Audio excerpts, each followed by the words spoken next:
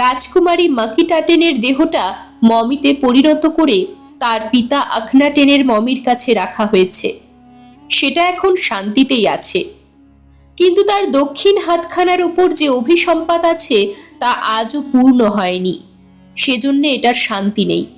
এটা তোমার সঙ্গে পৃথিবীর নগরে নগরে ঘুরে বেড়াবে, লক্ষ লক্ষ লোকের চোখের সম্মুখে প্রদর্শিত হবে। হাতখানার উপর যে অভিসম্পাত আছে তা পূর্ণ হবে তোমার দ্বারাই। নিয়তির এই বিধান। অসম্ভব?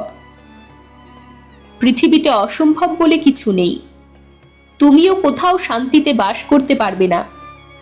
আজ থেকে 1 বছর পরে তোমার ভ্রমণ শুরু হবে, আর আজ থেকে 30 বছর পরে এক মহাযুদ্ধের শেষ ভাগে রাজকুমারী মাকিটাটেনের ভগ্নিপতি ফারাও টুটেনখামেনের সমাধি আর মমি যে সময় আবিষ্কৃত হবে, ঠিক তার পূর্বেই রাজকুমারীর আত্মা এসে তোমার কাছ থেকে তার দক্ষিণ হাতখানা উদ্ধারের চেষ্টা করবে।